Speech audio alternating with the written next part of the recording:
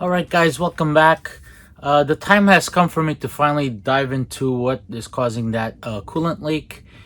So what we're going to do is remove the intake manifold or the plenum chamber because there are some small coolant lines that run under that chamber to see if there's any leaks coming from there. It's hard for me to diagnose because the leak sometimes feels like they're coming from the back of the engine, and other times it looks like it's coming out of the front of the engine, so it's really hard to pinpoint. Now, if it's one of those coolant lines inside the V of the engine, I would expect the coolant to flow to the back and drip over the back of the engine, so that could be the answer to that. On the front, I thought maybe there was issues with the water pump, but it's not coming from that area. So I think it might be coming from the head bolts as well. So in any case, I'm just gonna get started with removing some bolts and getting access to the intake manifold and try to get that removed. Okay, so we are going to try to fix this issue right there. So I have coolant pooling at these two head bolts or head studs, and I had this issue before I had the head gaskets replaced. So, and it's just these two. Like the other bank is completely dry and the forwardmost stud is completely dry. So it's just these two, and you could see the blue coolant back there. So I'm going to soak that up, get that coolant out of there, and then the idea is to remove the nut, make sure that they're torqued correctly, and probably put some sort of a gasket sealant in there to avoid this issue from reoccurring.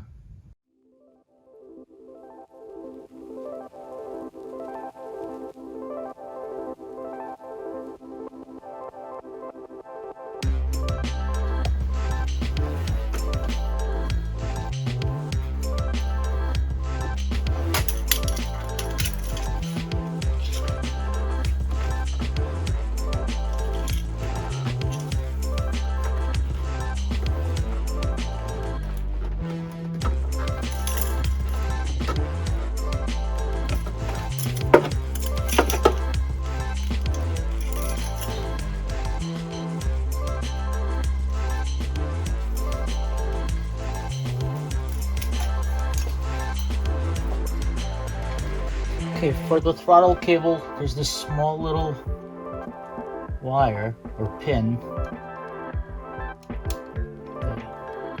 Gotta be careful it doesn't go flying. Super tiny. And then this should pop right out. So you can see it's just like a ball and socket. So that you don't lose this pin, you just put it right back.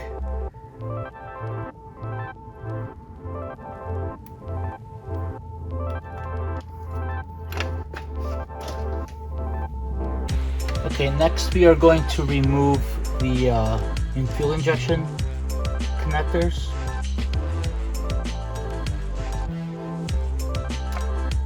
The way you remove these, you basically just press down and they disconnect. Now, these were replaced, so they're not like the original ones, but they are the same design.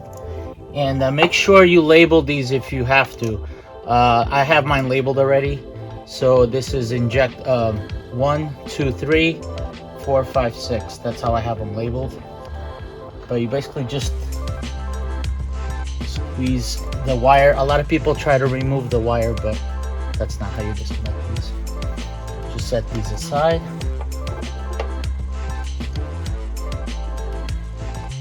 Okay, so next you disconnect the spark plug cables or wires.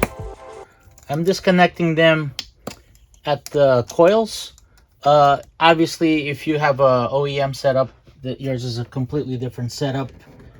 You're gonna have to disconnect them at the spark plug. However, you don't necessarily need to remove these to get access to the intake manifold. I'm just gonna do it because, again, I want to make sure I have nothing in the way that could impede me. And I am going to remove these once I take the intake manifold off. I just don't like pulling on these over there because a lot of them get damaged by pulling on them. And there is a tool to do that. It's a special pair of pliers, but I don't have them. So we'll just make do without it. So for my setup, I'm going to remove this whole bracket that holds the coils in place. I noticed that I feel like the cables are too stretched. I want to have a little bit more play in them. So I'm going to just disconnect these injectors, and I think I'm going to redesign this bracket. I know it's like little tiny things that are not going to get the car running, but some things just bother me. So I'm just going to remove this.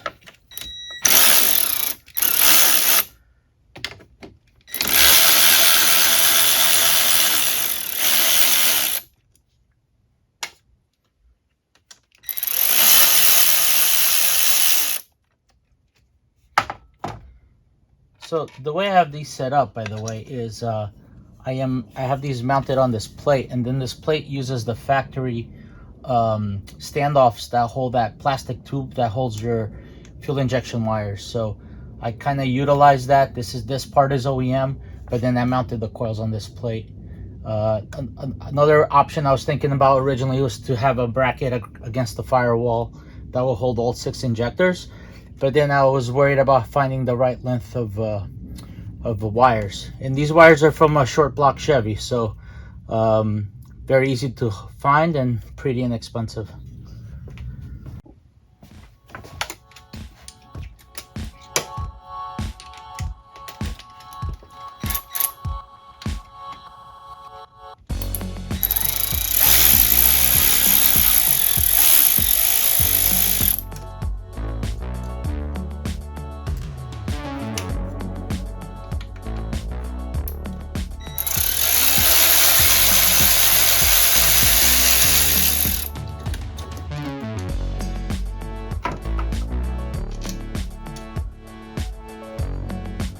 Okay, so now I'm going to start undoing the bolts that hold the intake manifold to the heads. There's each cylinder has 2 of these socket cap screws, and that's a 6mm hex to remove these. Obviously, you got to work your way around. There's the front ones and the back ones are kind of easy to get to, but for these on the inside, you're going to want to get one of these swivel heads. And make sure that you have a really solid connection before you start applying torque, because if it's at an angle, I have stripped the heads off of these, or stripped them to round, I should say. And then it's a nightmare then to get it out. So just gonna work my way around and get all of those removed.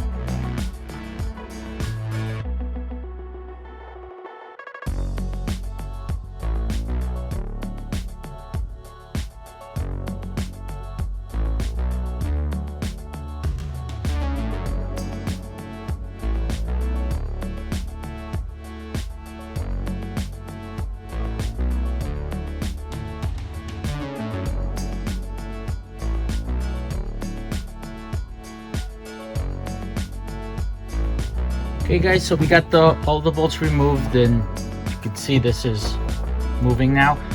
What I'm going to do though is, because I have big pools of coolant down there, I'm going to soak that up with some paper towels first, because I don't want to run the risk of any of that coolant falling inside the combustion chamber or into the spark plug area.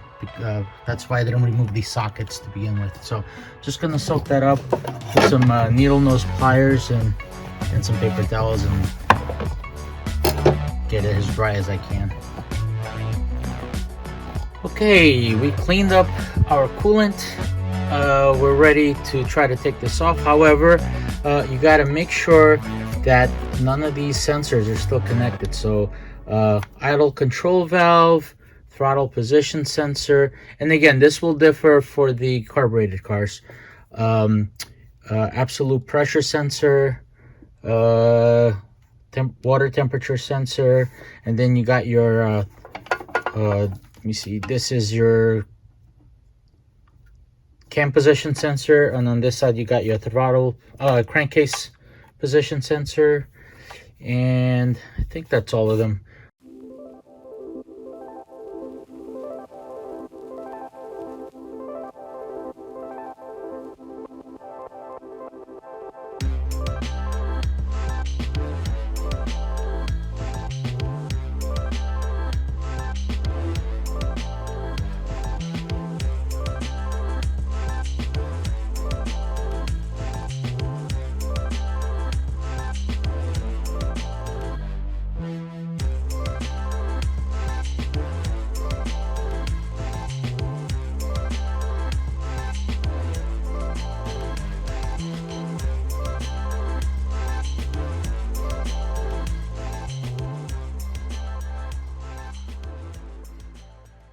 Alright guys, so we got the intake manifold off. I also removed my gaskets. There's 6 of them, one for each cylinder. I might reuse these, I'm not sure yet. I think if I just put them the same way they were, or the same orientation, which this part here is facing down. These are brand new, but you know, once they've been compressed, I don't know if it's a good idea to reuse them or not. I'll have to think about that. Okay, so we are gonna start with this guy here. I'm gonna work my way from the center bolt out. I'm gonna remove it, seal it, tighten it, and then do the next one, and torque them to spec. So this is what I'm gonna be using. It's a Permatex gasket maker, basically, and it comes with a little applicator. So first step is just going to be to remove the nut, the head nut there.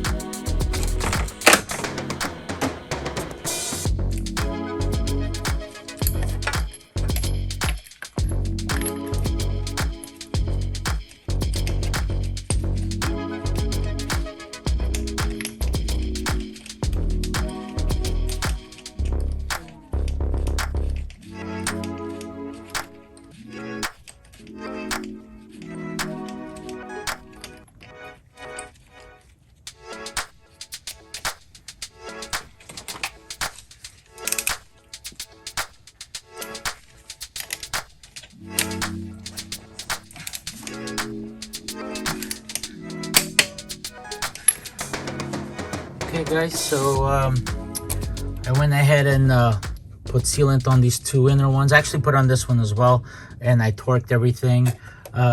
Again, you know, when I look at the owner's manual, there is a sequence in which you are supposed to torque these, but I did try to do the inside ones first and then work my way to the outside.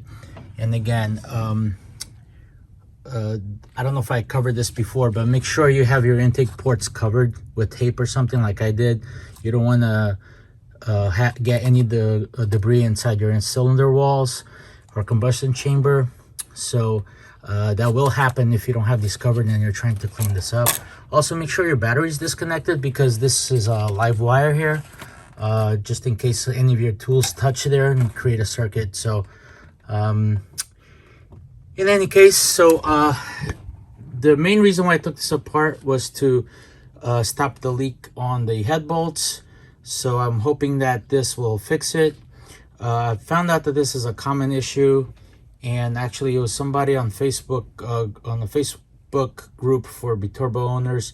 He's a mechanic at McGrath Motors in the UK, and he's the one that says he sees this all the time. And this is the same thing they do. They just put sealant on there. And by the way, this one here, the stampings on the nut were facing down, so I corrected that by switching it around. What I'm going to do next is just go through these tubes, make sure these coolant lines, the one that goes to the core on the inside, and this one here, I don't like that kink, so I'm going to see if I could replace any of these, if any of them look suspicious or have any leaks. Okay guys, so I replaced some of these heater hoses. The worst culprit here was this one here. It had a really bad kink. Actually, no, it was this one. This goes to the heater core. So does this one. I don't know, one must be the return. I don't know which is which, but this is the only one I didn't touch. It looked pretty brand new. But here, this one, it had a really bad kink. The way it comes out like that, it has to make a 90-degree turn. So I bought this cast aluminum elbow, and I replaced the part that connects here, and I just cut the hose there. So from here back, it's whatever was there before, but this piece is a silicone. This is also a silicone piece that I replaced. The great thing about using these silicone hoses is the factory hoses flare more here. This is not like a straight piece of hose. It is a custom piece of hose because it has a flare here. But if you use the silicone hoses, they're flexible enough that you could get it over, you could get it to stretch over the larger diameter pieces or nipples. I use the 5/8 inside diameter. You could kind of see this is what I got. Good quality hose. You got to be careful. There's a lot of crappy stuff on Amazon and eBay. Try to get an American made brand, but this one's got the braid inside, and then it's got 2 layers. There is a 3-ply as well, but the 3-ply is too thick and you're gonna have a hard time. For example, I replaced this one here as well, and you can't really get that much. It was really tight to get this clamp on there because this is a larger diameter than the original rubber. And the reason why I replaced this one is because this one also had a kink. So now we have, I hope, addressed anything that could leak as far as coolant. I did remove the starter cable to get access to that clamp, but I noticed this was really frayed, so I'm going to replace this eyelet here. And once I do that, I should be able to start putting the intake plenum back on. And I did spill a lot of coolant here, so good thing these were plugged up, or else some coolant would have gotten inside the combustion chamber. So very important to have those things covered up. All right, so next is going to be to just fix that electrical piece there, and then try to get the intake manifold back on.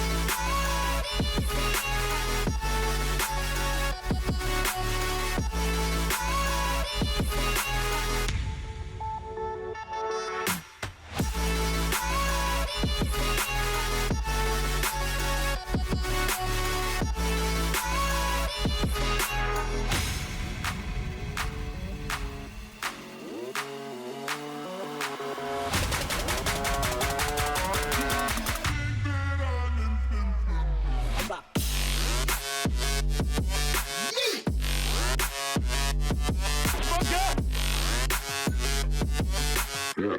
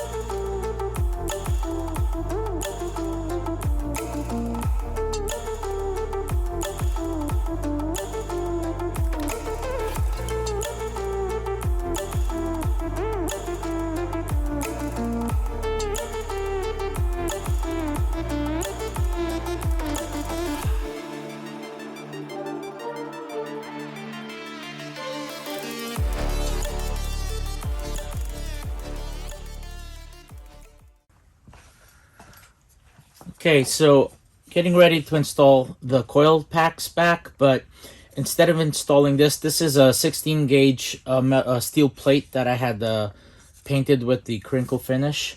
I drew this up on CAD and I sent it to Sen, and these are aluminum. Even though they're 3/16 of an inch thick, they're way lighter than the metal ones. And also, these just have through holes, and I had to have these acorn nuts, or I think this is just a flange nut on the back to secure it in place. These are tapped, so I'll have a lot less hardware, which will make it, in theory, lighter in weight. So it'll put less stress on these standoffs. So we're just going to switch these over to here and get the coils mounted back in the car.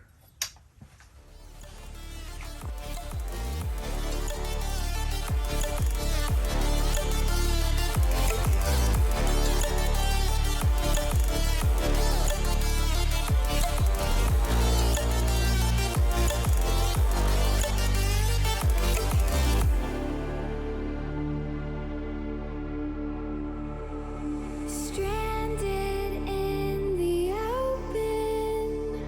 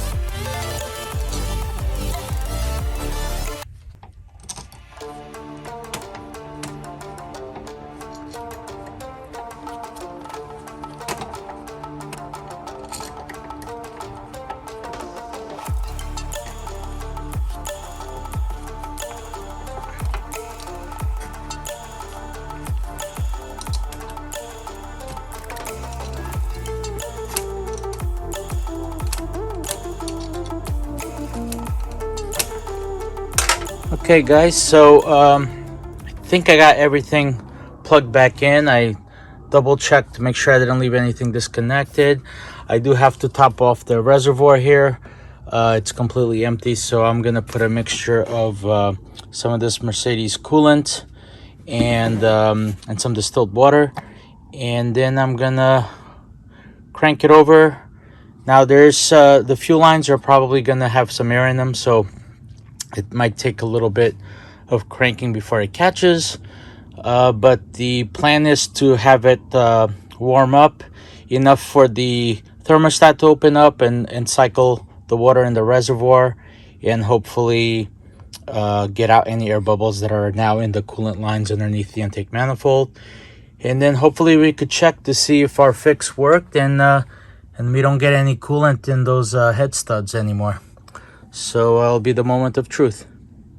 Before I let the engine get too hot and do the whole checking of the coolant, I think what I'm going to do is replace these guys. I know they're brand new, but I don't know if you recall when I installed these, I didn't realize these had a foam block inside, and it looks like it's just like really cheap foam that will probably melt. It's not designed for high heat applications.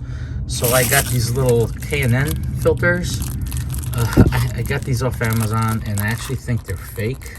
I think they're knockoffs, but when you look at them, the good thing is there's no foam in there. So I think it's just a cotton element, and that's good enough for me. I'm gonna replace these, and the other good thing about these is they don't have on the top there, they just have a cover, so that way if water drips when it's raining or something on top, it doesn't get into the engine. It only will breathe from the side. So let's get these mounted, and then we could start it up and let it idle, get it up to temperature, and check for coolant leaks.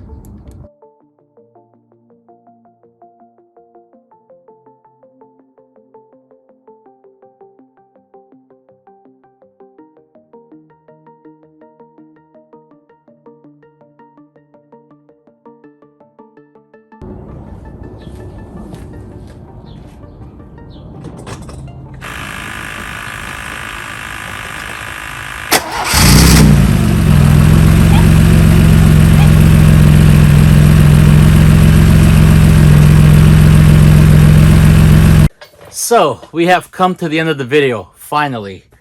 I apologize in advance. I know when I get started with these repairs, I get carried away and I don't pay attention to how long I'm making these videos, and I really got to get better at that. So I apologize in advance for how long this video is. In any case, let's not make it any longer than it needs to be. I know that this is kind of a unique setup with the coils, the individual coils per plug instead of the distributor, but pretty much everything else goes if you're trying to solve the same issue with the coolant leak. So again, just label everything. If I had labeled that vacuum line, I wouldn't have had that issue, and I had to chase that down towards the end. I didn't get that on camera, but it wasted an hour of me trying to figure out what the hell was wrong. And I knew it had to be something that I either did not connect or connected incorrectly. So in any case, we got through it, and we're getting a step closer. I think I'm gonna sit down and make a list of everything that still needs to be done, and every time I think I knocked something off, there's something else that comes in that I notice. So I still don't have the windshield washer reservoir fixed and put back on the car. I was debating whether to use an aftermarket one, but I really don't like what I see out there, so I might leave the stock one. I just gotta find a way to repair it. The door chime, I give up on that. I don't think that's gonna make or break anything on the car. I do want to repair the seat belts. That's a must.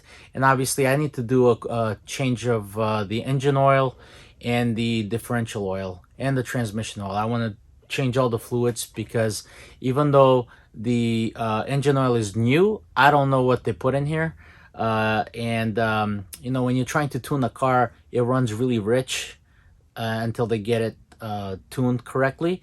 And you could you could require like up to 3 oil changes during the course of tuning a car, because it could just be dumping fuel into the oil, which will make it basically unusable, or kind of lose its lubricating properties. In any case, next steps, hopefully, new engine oil, new transmission oil, new diff oil, and I still want to see if I could fix this thing or relocate it. And I want to also drive it and enjoy it a little bit. So I don't think I'm gonna even attempt to get the body work done this year. But I am gonna see if maybe I could start doing some of the body work. Maybe not get the car painted, maybe fix some of the little rust spots with some filler and whatnot. So in any case, thanks for watching. Hope to see you guys next time. We'll get there eventually. Thanks again.